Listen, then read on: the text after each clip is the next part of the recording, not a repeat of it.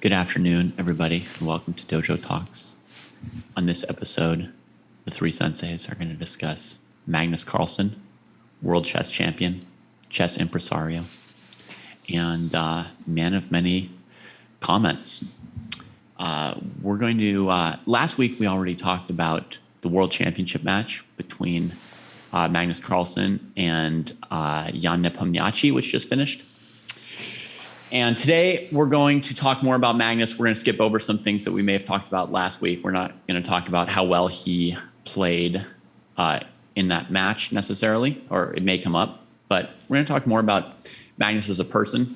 And what I want to start off with is I want to ask Jesse and Kostya how they in general take Magnus's media statements. Like when Magnus says something to the press, whether it be my main advantage over Nepo is that I'm better at chess than him, or I wanted the game to go long, or I'm losing my motivation to play world championship matches, or Firouzja's inspiring me, whatever it might be. When he says things to the press, how do you take it? Do you think he's like messing with people? Do you think he's being serious? Do you think he's emotional? Do you think he's joking? Or, you know, how do you take it when Magnus talks to the world?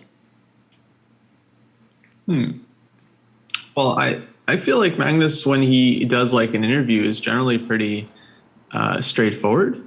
Like he's known to troll people on like Twitter and stuff, and maybe in like little clips. But generally, I take him at his word, and I feel like he's actually just trying to be pretty upfront and direct about what he's thinking. Mm-hmm. So when he says like no one really motivates him except Firouzja, I believe that. Because Firouzja is like kind of new and getting a lot stronger, and it's been very impressive lately, and everyone's noticing, and even Magnus is noticing. And so, yeah, I feel like he's pretty direct about what he's thinking. Okay. And Jesse, you? I can't recall a time where I felt like he was being deliberately dishonest. I think he likes to troll people sometimes, but I don't think he's capable of being like deliberately deceitful. And what we're really talking about is this thing about him maybe not playing the world championship. He said before this Firouzja thing, let's just back up and say that a little bit the subtext of what we're talking about is he says recently after the match, I'm thinking about not playing the next world championship, and I'm probably only going to do it if I face Firouzja, which is an amazing statement. But there is a little history where he's talked in the past about not being so pumped on the world championship, which to me as a fan is hard for me to wrap my mind around. So I think maybe even David, when he's saying like, how do we take these statements? It's like, well, what am I supposed to do with that as a fan? I mean, this world championship was the greatest chess event in chess history. So it was like, there were commentators saying it was boring or this or that. I was like, no, first of all, it wasn't. And second of all, there's never been the level of interest that we had in this. Maybe you could say Fischer Spassky, but still, this thing was worldwide. So much interest in this match, way more than any tournament Magnus is going to play in for the rest of his life. And why are we pumped about the candidates tournament? Well, because it's not only cool to see who's like the winner of some random tournament. No, it's like who's going to face Magnus. People are fighting to play the candidates so they can play for the world championship. It's a real thing. And Magnus is dissing it. Ooh, and as a fan, I got a real problem with it. Okay, we can get to that a little later in the show. Okay. I just wanted to make sure to get a baseline here of whether or not, you know, you guys were like believing what he was saying or thinking that he's joking or thinking that he's like messing with people, because on chess Twitter and in other like chess media spaces, I often hear people like reading in like weird things into what he says. And I've always kind of agreed with the two of you that unless he's like joking, which sometimes he's joking, but when he's just answering like an important question, I just think he just says the truth and he puts it fairly bluntly. I don't think he's like trying to play mind games with opponents or future opponents or anything like that. Right. So I just wanted to get that baseline from both of you before we get into more things. So the next thing I'd like is your first reactions to Magnus not wanting to play a match against someone other than Ali Reza. I guess you guys probably believe him when he says that he's lacking a bit of motivation. But what are your other thoughts on that kind of a statement from him? Yeah, I actually don't think it's a huge deal. And I don't think it's a given that he's just going to like forfeit the title if the next candidate is someone other than Ali Reza. What I read him as saying is that like he would really like to play Firouzja. And I think someone was making this point that it's like he wants to play someone from the next generation. So he can like kind of beat one of the up and comers and say that he's like beaten everyone. Which I think makes sense. I don't think Magnus forfeits the match if someone else qualifies. It was kind of it's pretty surprising to see him say it out loud. I think people were kind of saying it for him. They're like, "Oh, Firouzja should be the next challenger," and all this stuff. And I totally get it from Magnus's point of view. It's like he has to wait like 2 or 3 years to play a world championship match, and then if he's not playing like the number 2 player in the world, like what's the point there for him? And like, okay, again, he has to like, not that the other guys aren't super strong, like Ding Liren, Caruana. I mean, they could easily beat Magnus in a match, certainly possible. But I think from his point of view, it's like, okay, he's already played these guys a million times. Yeah, it's not super fresh or interesting. I think he's already shown that he's a stronger player than Caruana. I think he's definitely shown he's a stronger player than Ding, even though they haven't played like this full match. I think the rating kind of speaks for itself. But from his point of view, it makes total sense that he wants to play like someone who's really, really strong and can possibly outseed him. Because if he beats them, then he's a real champ. Otherwise, it's I can see how it's demotivating. Yeah. And you, Jesse, I know this is more emotional for you than it is for Kostya, but what's your take? Well, okay, so we got to back up and say that Kostya on this show said something I thought was so dumb, but I think Magnus might agree with him in some weird level. That Kostya was like, "Oh, world championship match, poo-hoo, no big deal." And then, while it was going on, I was like, "Kostya, look at this interest in the world championship match. Are you kidding me?" There's something, though, and obviously I can't wrap my mind around what Kostya said, and I can only demean it, right? But the same thing with what with Carlsen saying there's something about it that he doesn't like as a player. And it's weird because, like, if you say, okay, he's played all these chumps before and it's not a real challenge. Dude, if you want to continue playing chess, you're going to play those same chumps again and again and again and again. That is what's going to happen if you want to play tournaments. That's who you're going to play. Another game with MVL, another game with Ding, another game with Duda. You're going to play all these guys again and again. And I think maybe if I kind of wrap my mind around where he's at, it's like, he doesn't see somebody like Nepo being in his league, and I guess, but honestly, he was gleeful crushing Nepo. It was great to watch.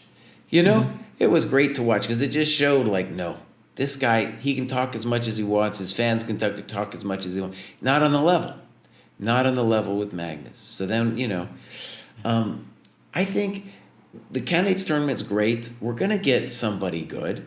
It's going to be, Ding hasn't even qualified yet.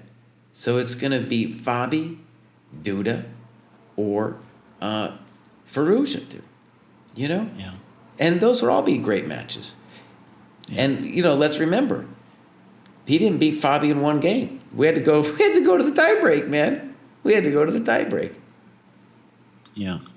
Jesse, in your answer, you get like a thing that's kind of like tricky emotionally, which is like we're all kind of, devotees of chess.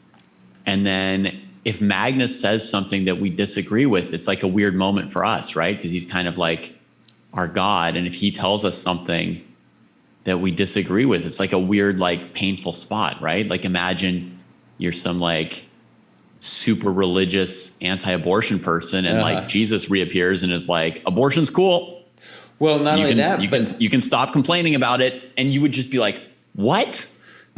But there's also the memory of past trauma because of what Short and Kasparov did to the whole system circa 1993 or whenever it was when they blew it all up. Yeah. And that really created all kinds of nonsense. And then FIDE did all its crazy stuff in the 90s and did these sham world championships. And so, like, that was in a way Kasparov's little flip out moment that cost the world all kinds of stuff, the chess world. And now I feel like that's what's on the horizon as a threat from Magnus. And I don't really understand like Kasparov, obviously motivated by money and wanting more control over the process itself. I get the motivations, even though it was a terrible thing, and especially in hindsight to do. But with Magnus, I don't really understand his motivations, Yeah, hard for me to get around. So I'm pretty certain that Kostya is cool with Magnus doing whatever he feels like based on his motivation. So this question kind of only goes to you, Jesse, but like, assuming Magnus is just not motivated or interested to play a match with Caruana or Ding, and one of those two qualifies next, like, what should he do? Should he like grin and bear it for everybody else, or like, see a therapist about motivation, or what would you like to see him do with that situation if he's truly not interested? I mean, let's say this. I think it is true that if you are better than everyone else for such a long time, and let's remember that Kasparov was better than everybody else, but Karpov really was on his heels that entire time. You think about Karpov winning Las Palmas with an incredible score in, 94 or something like that, And one Linares. So, there isn't that guy. There's a bunch of guys, but it's not clear who the guy is. And so I've always wondered for Carlsen, like, what does he need to take his game to the next level? Like, how can he develop his game in a way that he already hasn't?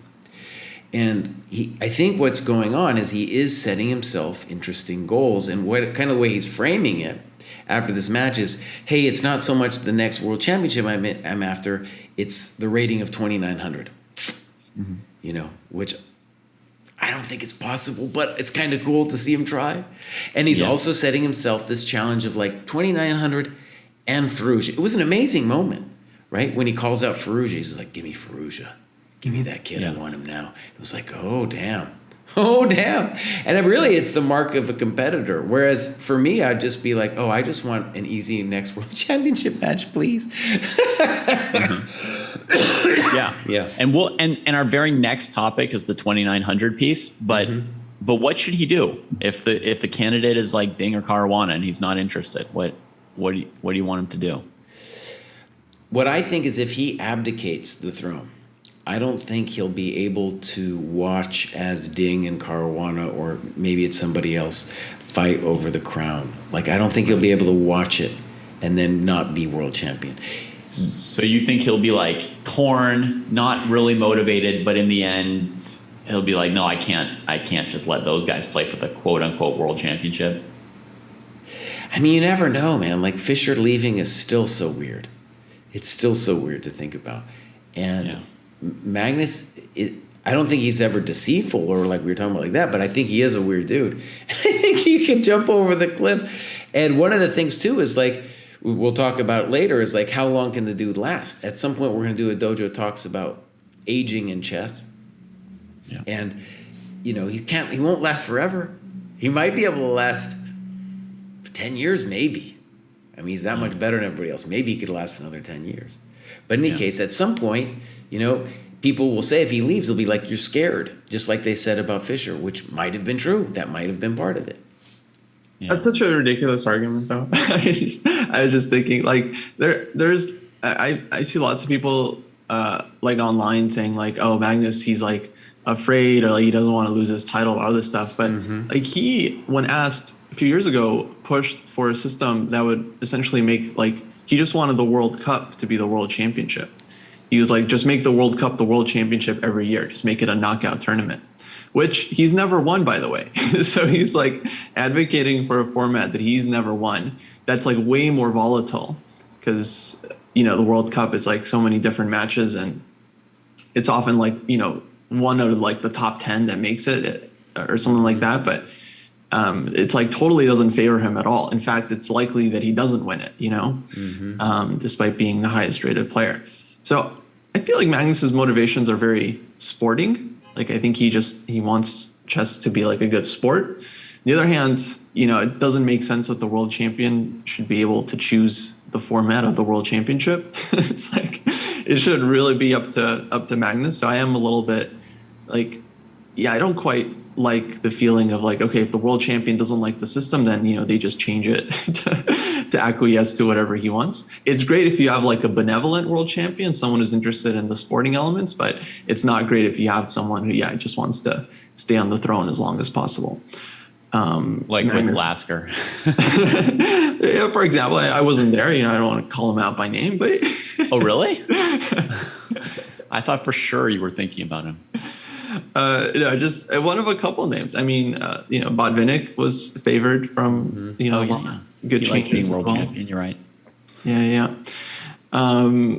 So yeah, I think like it's weird that the world champion says they don't want to play, and now we're like, oh shoot, we got to change the system now. It has happened before with Magnus when he was the number one candidate. He didn't want to play the candidates, and they changed the system after that. Because I think there was something wrong if he didn't want to partake. So I think in terms of the question that I was asking Jesse, I have a slightly different opinion than Jesse, which is that if the guy doesn't want to do it, like I'm fine with him not doing it. I'm more interested in people being like true to what they think than people just trying to like follow or fit in with other traditions or what other people want from them. Would I want him to play the match? Of course. Like Jesse, I would be hoping that at the last moment he's like, yeah, okay, I'll play. As far as me wanting to watch it, yes. But I think overall, and Jesse says that the Kasparov split was like trauma. And to me, again, that was like a good thing. Like I think every time people just, do what they actually feel, it's like better, and the kind of shakeups that come from it can move us towards better things and, considering more different opinions and ideas. But let's move on to the 2,900 thing now. So he sets as something that is motivating to him the goal of reaching 2,900. There was a lot of talk about that about 6 years ago when he was at 2,880, or 6.5, 7 years ago. There was a lot of talk then, and then the talk died down. And what do you guys think of that goal? First of all, just whether or not it's attainable. Can Magnus reach 2,900? I think part of the reason it's a little funky is that the question of 2,900 is not simply one of strength. It's to what extent is the rating system itself inflating simply due to the bigger pyramid of the chess world that we have now, i.e. more players, right? More players means the ultimate highest rating will be higher. So like, even if he gets it, it would be like, oh, well, part of that was due to rating inflation. No one thinks that Fischer's rating of 2730 is lower than today's 2860. No, come on. That back in the day, 2730 was amazing. Well, hang on. Fischer was 2785. And you sure about that, buddy? yeah. Okay. Yeah. And if you and the Fischer case is a little bit hard to say because he was on like a really hot streak, and if he'd kept playing for like a few more months or another year, his rating might have gone up higher than that, right? So, but also he only played at that level for about a year. Before that, his rating wasn't that astronomical. So it's possible that his rating hadn't caught up to how good he was, and it's possible that it was a fluke and the next year he wouldn't have been quite as good. Like it's not easy to sustain a performance for 10 years, compared to 1 year. So Fischer's like a tough case, but for the question of rating inflation, which is a baseline for this 2,900 question. So originally in my notes, I was going to ask that first. So we'll back up to it. I'll ask each of you. Like if you take a random player rated 2650 30 years ago and a random player rated 2650 now, do you think one or the other is highly favored? Do you think there's like serious inflation or deflation, or it would be in the realm of a toss-up? That's a good question. I feel like they've studied this, so I definitely don't want to speak to the numbers. My feeling is that there isn't significant rating inflation at the in like FIDE, like over the board chess. Our friend Todd Bryant, Strong Chess, he posted a really interesting blog just like yesterday or something. He analyzed like a bunch of lead chess users, and he found that like on lead chess, and I'm guessing the other online sites as well, they do have some serious rating inflation. It's like an average of like 230 points that people have gained in like the last year or two. And he attributes it, I think, to just the flux of new players. Lots of new players coming in, everyone's rating goes up a bit. The top level, though, I don't know. I mean, because like, yeah, Kasparov, who had 2851 in like the 90s, and you would think if there was inflation, then there would be a few players that have like hit that mark by now, unless it's just moving super, super slowly. Yeah, I mean, if there's been 5 points of rating inflation, then you can answer the question as like nothing significant, right? Like if you think it's that slow moving, like 5 points every 30 years. Yeah, but it's weird because it kind of ebbs and flows, because there are moments, like we had moments when we had like two 2800s and a couple players that are like really close, like 2797 or something. And then we've had moments where you have like Magnus at like 2840 and then everyone else is like under 2790. It's like kind of surprising. I will say though, if you take like the average club player, like 1900, and compare them to like a 1900 of before, I feel like today's 1900 is stronger.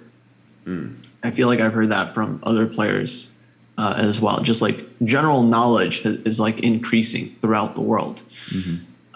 So you would say there's some noticeable rating deflation at club levels. Yeah, I feel like it might even just be different across various levels. But right, for me, it definitely feels like if you're not working like really hard on your chess, you're likely to go down. Maybe the easiest way to see that inflation is in fact happening is look at the inflation of the GM title. And a good thing that every GM knows this is like if you want to evaluate your GM title, put the year next to it in which you attained it. So for example, I got the GM title in 2007. It is no doubt to me that somebody who got their title in 1997 had to work harder. Absolutely. You just look at the list of names. 1987. Oh, buddy. That was really hard to make GM in 1987. So 2500 is a rating you need. Definite. It's still hard to do. And for me, just getting back to 2500 is its own little task. But reaching 2500 now is much easier than it was back in the day. There were just simply weren't even that many players over 2500 back in the day. You know, there just weren't that many, which makes the Fischer rating even that much more astonishing. Like a little back in the day, Tall's rating was like 2550. You know, come on, this was 2550 in today's standards. All right, so I'm going to pull us back. I'm going to pull us back to Magnus. Okay, but as a baseline in like talking about this 2900, Jesse thinks that there's been noticeable inflation. Yeah. And I'm in Kostya's camp of thinking that the ratings are about the same. Okay. Like nothing that you can easily just like look at it and say, oh yeah, clearly stronger or clearly weaker. So. Yeah. Okay, so with that said, Jesse, can Magnus reach 2900 with some little inflation and the opponents he's got? Let me say this. I think for him to actually improve his level of play, which is now amazing, I think it would be really difficult. And if he were actually to improve, it would need maybe some kind of competitor like Firouzja to push him. I think there's been several periods in Magnus's career when it's like, I think he's been at a loss himself. Like, how do I get better? He obviously loves to play, loves to look at chess, but like you start thinking about his game and be like, well, what part of the game could he improve on? It's hard to say. It is very hard to say where he could improve, man. I don't know. I don't know. I wouldn't, if I would imagine being his coach, almost every other player, I would have some ideas of like, okay, we can think about this or that. I don't know. If you're a coach and you sit down with Magnus, like obviously you could look at games with the guy, you could do a variety of different things, but like what concretely about his game could you improve? I don't know.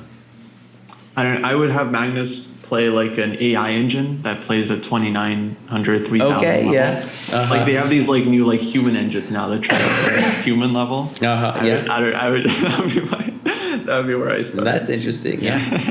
So you just push him like that by giving him like a competitor and just see how he can like adapt Yeah. to that level and what he can pick up.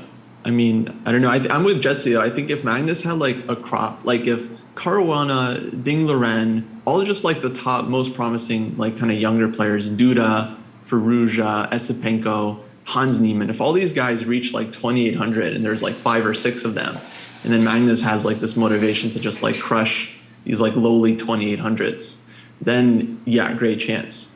The way things stand right now, it just feels so hard mathematically. Like it's just exponentially so much more difficult. I think someone wrote on Twitter, like against today's top 10 or something, Magnus has to score 6 out of 9 to break even, something like that. Right.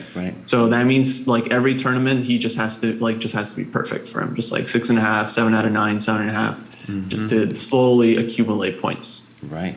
And chess is so drawish, it's hard, you know. Yeah. Like Magnus is amazing, but he doesn't always win, you know, rook and 4 versus rook on 3. And you just take the Nepo match as an example. I mean, Nepo really completely collapsed, and with +4, Magnus only gained 9 points. Not that much for +4. Every win he had canceled out 4 draws. So that means Nepo, he would have to score 60% exactly with their pre-match ratings, 60% exactly to not gain any rating points.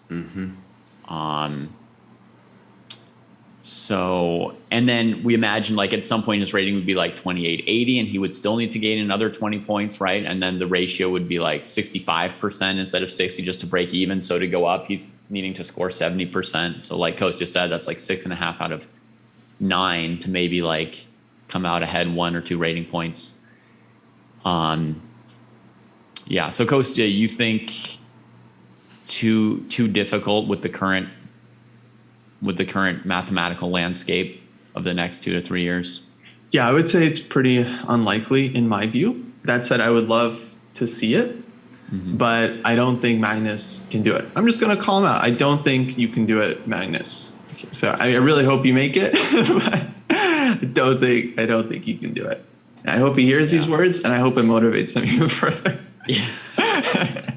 When he was 2880, I was all about 2900, but at that time he didn't really like talk about it.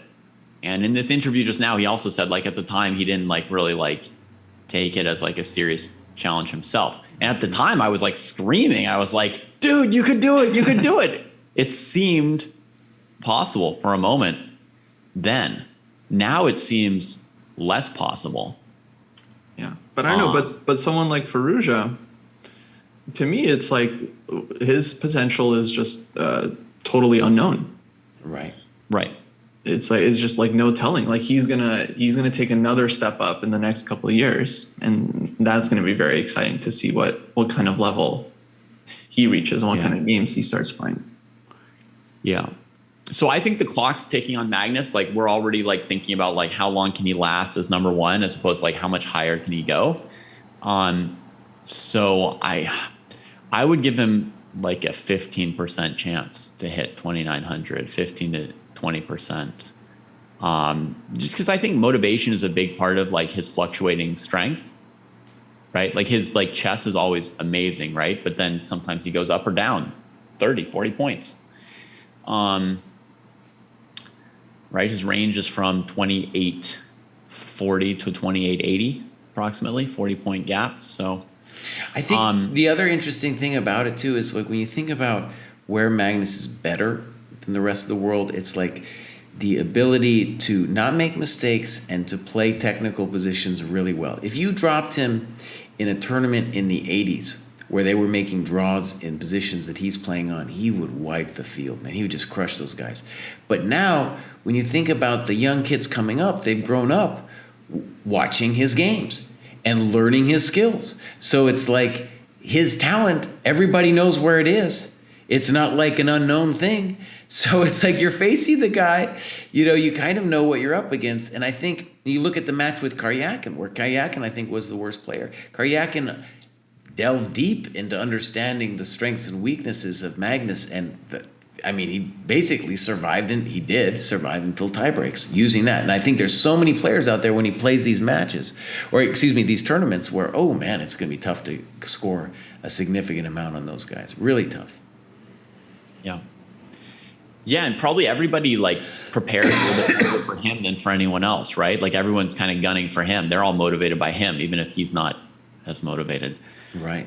Yeah, he motivates everyone. Like a pretty small chance, but I love that he wants to try something that's like actually that challenging. And I think that's part of what makes it motivating, maybe. Mm-hmm. Is it would actually be a challenge for him. Okay. So another related question for you both. Like, do you think that Magnus is currently at his peak, or when was his peak? What do you think of in terms of like the best year of Magnus? Yeah, interesting question. I was really impressed by, I think, 2019 Magnus, the year after his match with Caruana, where he had like amazing year. He like won every tournament. He like dominated. It might not have been his best year. Like, I think for him, he famously said like he liked the 2014 Magnus a couple of years ago when he was like approaching 2880 and stuff. But to me, the more recent year is just more impressive because like people have now had years to play with Magnus and to get better at defending against them and kind of matching his style. And he's like raised the level of everyone around him because he's forced all these guys to like defend endgames for years and years and years, improving their own endgame skills. So the fact that he was able to like kind of jump up and play significantly better in 2019, also the way he was doing it, just like checkmating everyone with black and the Sveshnikov, even though like they know it's coming, they saw the world championship match, they know he's playing this opening, they're like all like preparing for it super heavy, and he's still just like outplaying everyone. For me, 2019 was a pretty sick year. I would say like 2013, 2014. That was the first time he reached like 2880. And I honestly believe that 2880 in 2014 is higher than 2880 now. So yeah, that was where he beat Anand. He was just killing everybody. And I just pulled up his chart too here, and that was kind of my memory of it. And it really hasn't moved since 2014. So I would say 2014 was his peak. But honestly, like, he hasn't yet shown clear signs of cognitive decline yet. At some point, it's going to happen. And maybe there's times I'm like, oh, it's starting to happen. But then this last match, dude, he was so on it. He was so on it in this match. I was like, well, he's not slipping yet, you know? I mean, he's so fit, right? Like, so how fit fit, he? yeah. I think if he starts slipping, it's got to be like a psychological thing because it's just not feeling it, not in the zone.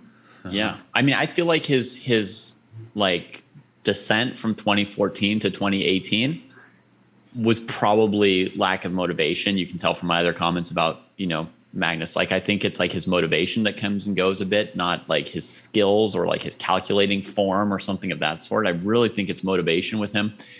I mean, by guessing, not because I know, but for me, 2019 was fantastic as a good sign of him sort of like finding motivation again, pushing himself back up. I hope 2900 gives him new motivation. Honestly, I think he could still have his best year in the future rather than in the past. Mm-hmm. But as far as pure quality of play, as 2014 was probably a little bit better than 2019, even though 2019 showed really encouraging signs to, that the fire was still there. One related question to this. So we've talked about the World Championship. We've talked about 2900. Is there anything else that you guys feel that there's left for Magnus to do in the chess world? Is there something else that you'd like to see him try and do or accomplish? That's interesting. I want him to keep playing the world. Hey, Magnus, you got to respect the World Championship title, buddy. This thing goes back hundreds of years. You got to defend your title, bro. You got to, as long as you can, and then you prove yourself to be the GOAT. If you abdicate, people will always question. They will not understand. I won't understand, and then your status, dude, that little goat icon they put next to you on Twitter, it will vanish, my friend. It will vanish. You're right, Jesse. Yeah, people rarely understand. That's so true. Okay. Anything else, Jesse? You want him to defend the world championship title for the longest ever. That's a good goal. And one thing we What got to else? say about Magnus that is interesting is that Kasparov always dreamed of like controlling the process and making money. Dude, Magnus is schooling him on that regard. I mean, Magnus is schooling him. That guy's owning everything in the chess world. Play Magnus is a massive thing now, dude. I don't even know what it's worth. I just know it's worth a lot. It's a big deal. He owns more things. $115 million is the market cap. Holy moly. Yeah, I didn't even know that. So that's like, It's a publicly traded company for 1 year now. So wow. Kasparov had several versions of KasparovChess.com, right? I think he's Right. relaunched Kasparov Chess. So he definitely wanted to control the business market and the FIDE political market and the chess world on the board, like all Yeah. three. Magnus seems less interested in controlling the political thing at all, right? Like he'll say his opinions, Yeah. but he's not like putting his cronies into FIDE positions, right? Yeah. But I mean, off the board, he's like made a lot more money than Any player. almost anyone ever. else, right? Yeah. So Yeah, for sure. yeah. Yeah, it'd be so funny to see Magnus like running for FIDE president. I just can't picture it. No, he's not interested. He's not interested. It's like, please give me a job that's boring, that I don't care about, and that's really annoying. That sounds like exactly what Magnus wants.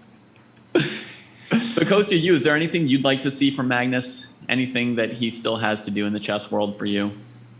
I would like to see him lead Norway to an Olympiad title. Give me Yeah, a break. he's a LeBron fan, and people are always criticizing LeBron for not leading his teams to the title. Yeah. I think that would be cool. See him maybe recruit some players, or train some players up in Norway. We'll talk about that next week. Recruit some players.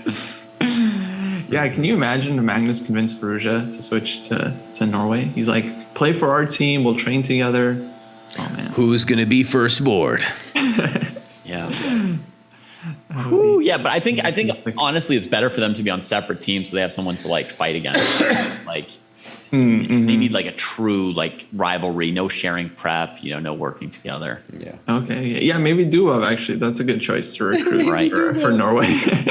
Yeah, and that'll transition us to our very next topic. But first, let me tell you what I'd like to see Magnus do in the chess world, because I've got a long list. Okay. I want to see Magnus, like, if he's not motivated enough, if he's like bored to play a match against Ding Liren or Fabiano Caruana, I want to see him give them odds.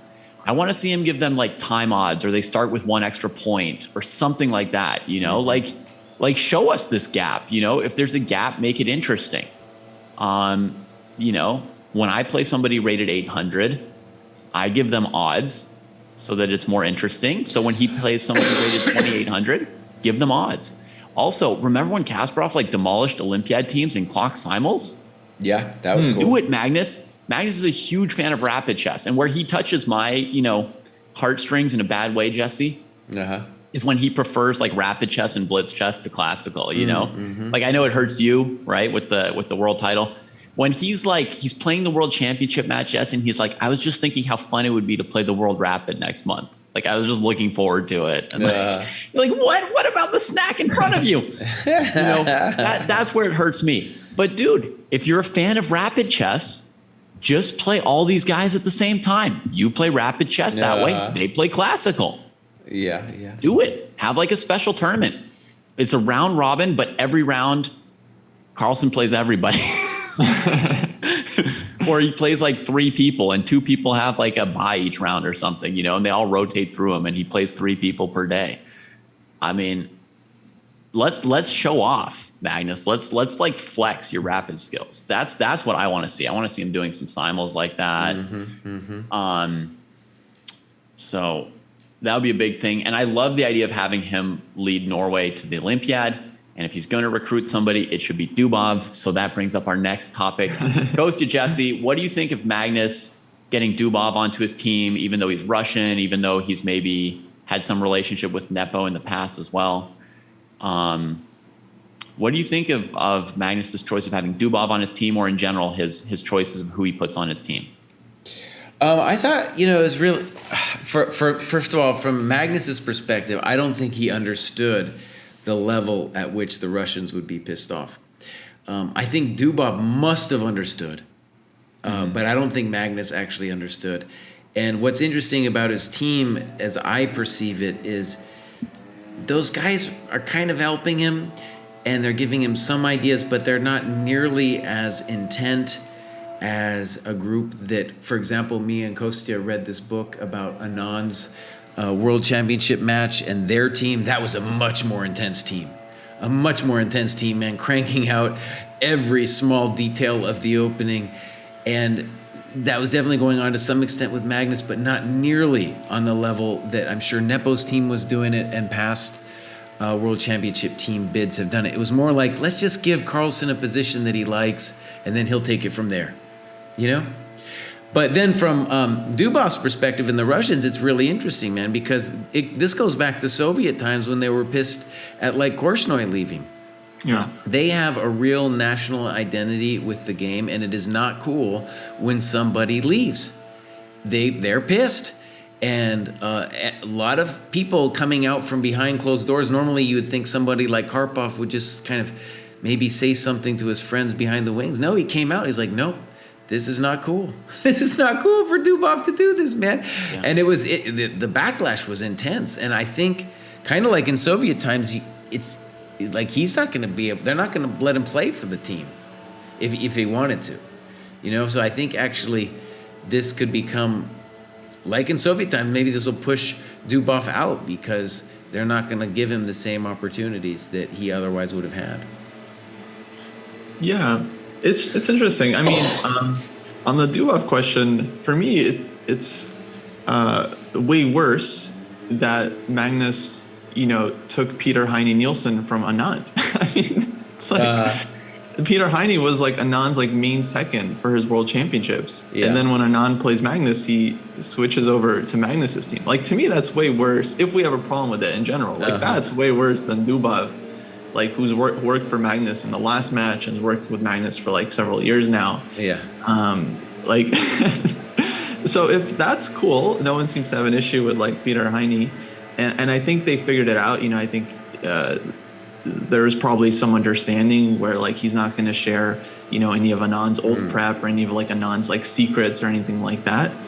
But if that was cool, then yeah, with Dubov, it's like such a lesser deal.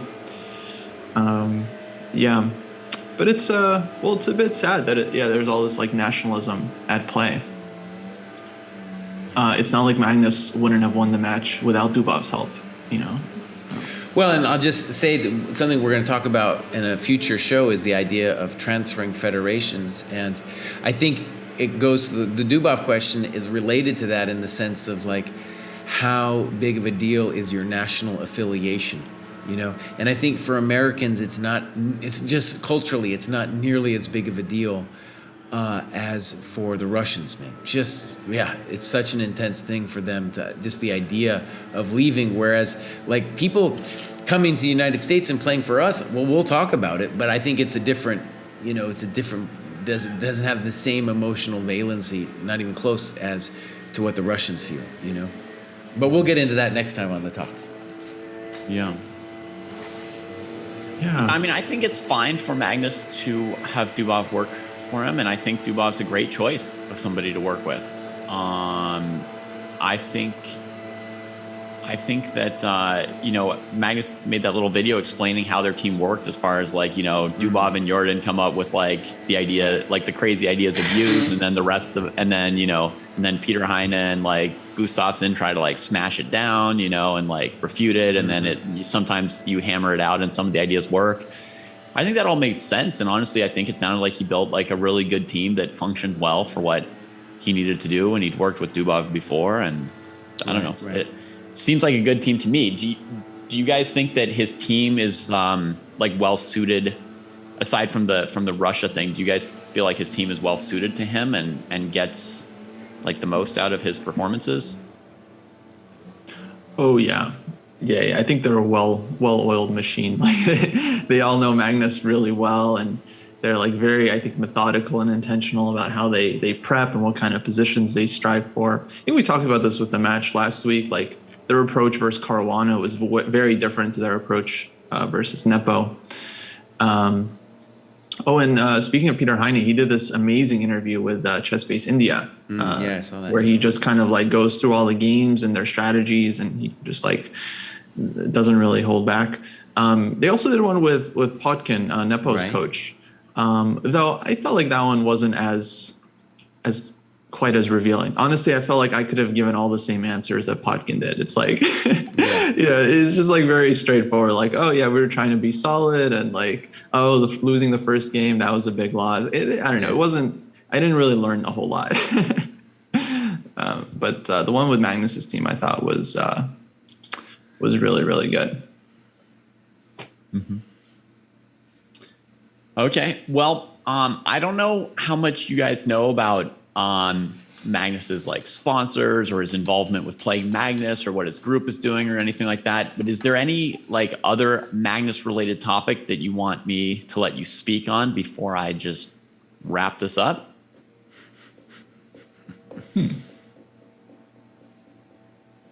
Let's see. So, well, I guess, do we think Magnus is the GOAT?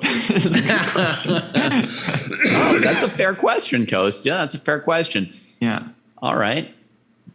I think I'll answer. Go ahead. Yes.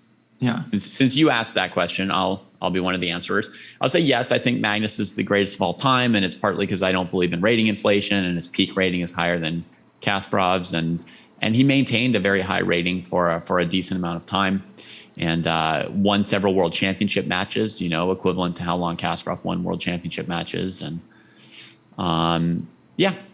and also he's like clear number one in like blitz and rapid, if you want to take that into account at all. I think that's also like a strength. Kasparov was not as much better than his peers in blitz or rapid as Magnus. All right, I'm done. The only thing I'll add to that is Kasparov definitely has held it longer than Magnus. I mean, Kasparov, we're talking about 84, 85 to, 2000. Yeah. Right? So it's definitely longer. And also, and this is a point Anand made, that back in the day, this whole thing with rapid and blitz wasn't as big of a thing as it is now. So it's almost like can't really judge Kasparov on that one. But at the moment, it's hard to say he's not the greatest of all time. It's really kind of hard. But I think we're not done yet. I honestly think we're not. Magnus, we're not done yet. You're not done yet, buddy. We can't even talk. We can't even have this discussion until a couple years go by, until you retire. And then Jesse's going to sit down, have some tea, really think about it, and then he's going to decide. But until you're done, Magnus, I need to see the full opus, buddy. I need to see the full opus, even if you are trending toward GOAT territory. So by that logic, Jesse, you rate Fischer really low, right? Because he didn't stick around at all.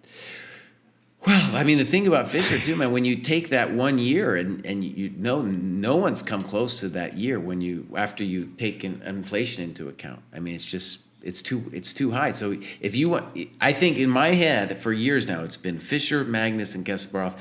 You can put them in any order you might like. I'm okay. I'm not going to object. Mm. Yeah. But still, you want Magnus to keep sticking around, even though Magnus is not done proving himself. It's not over yet. So once you 6-0 people, then you don't have to stick around. You've proven yourself. Well, no, I mean, obviously Fischer blew it, dude. Oh, really? Yeah, Okay. Fischer blew it, man. If he had beaten Karpov and then a bunch of other dudes, yeah, we'd be in a different discussion now. Yeah. Yeah. So for me, guys, I think it's two separate questions. I think there's a question of the greatest of all time, which for me is just a question of like, if you could pick one player to have on your team, like, who would it be? Or if you could pick one player in a match, like, who are you choosing? For me, it's like, yeah, clearly I'm going to choose Magnus. Like, you can have anyone you want. I'll take Magnus. Like, I'm very okay with that trade. But then the second question is just like, okay, who is the most dominant? And that question, I think, yeah, you can definitely, argue about like Kasparov and Fischer. And I would say Magnus probably has to be a few more years of dominance before he can like match Kasparov. Maybe a more interesting question, because for me, it's like the greatest of all time. Yeah, it's just like it's Magnus until someone beats him, someone gets higher than him. Maybe that'll be Ferrugia, but yeah, for the moment, Magnus is it's just unbeatable. Like, who else would you take? Yeah, who else would you take? Yeah, if you're drafting players, I would take Magnus, of course. I mean, yeah, no question. Yeah. All right. Well, yeah, I guess that's a wrap for this Dojo Talk. If there's something about Magnus that we didn't cover, feel free to leave us a question in the comments on the YouTube version of this. One of the reasons we do this show is because we're always happy to talk about chess. One of the reasons non-chess players don't like hanging out with us is because we always talk about chess. So if there's anything we left out about Magnus, let us know. We love you all and we wish you a good day. This is it for Dojo Talks.